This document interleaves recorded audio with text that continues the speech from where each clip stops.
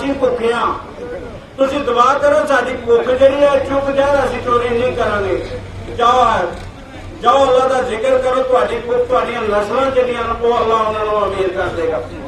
अल्लाह का जिक्र करो दुनिया का दुनिया आखिरत से भी असीं जवाबदार बन गए हां चोर ते अवदार इस तरह बनते जिन्हां दा उस है ना जिन्हां दे उस वास्ते आया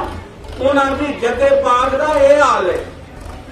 अज एवं नहीं आए कि मैं रिवाजी तौर पर आया अल्लाह की कसम है साडी खाली झोलियां भरने वास्ते आया जिस दे नाल अल्लाह की रहमत दे नाल अल्लाह के नूर दे नाल अल्लाह दे वली सन अल्लाह दे दोस्त सन ना उन्होंने खौफ सी ना डर सी अल्लाह की बगैर किसी का डर नहीं सी ते लोन लोन बाल बाल दे उन्हों का जिहड़ा सी जिक्र जिहड़ा सुनाया सी जिन्हों के गद्दी नशीन आर पीर फारूक साहब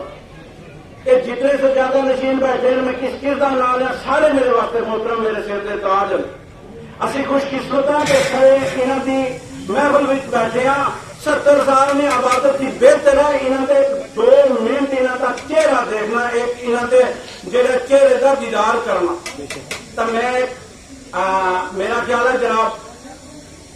क्यों ना असी होए अल्लाह के बंदे नबी की उम्मत है नबी करीम जनाब मुहम्मद रसूलुल्लाह सल्लल्लाहु अलैहि वसल्लम का असी कलमा पढ़ने वाले ते जीव जज जिसका नबी पाक आवे सुखन उसका क्यों कज़ाया वे तो जीव जज जिसका नबी पाक आवे सुखन उसका क्यों कज़ाया वे ओ जिसा मिसलियों पर मेरा मोर लावे जिसा मिसलियों पर मेरा मोर लावे उस मर्ज़मुना क्यों सजा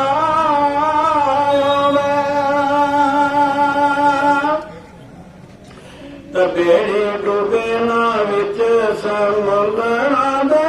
मछे मंद जिसदा पेशवाया उस मौकी परवाह नौजाम जाने उस मौकी परवाह नौजाम जाने जिसदा पीर का माला रहना मायो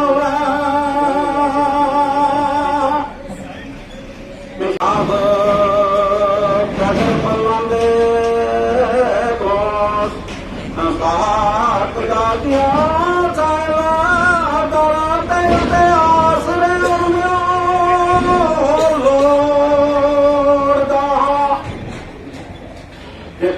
कदर बुलंद पाक दादी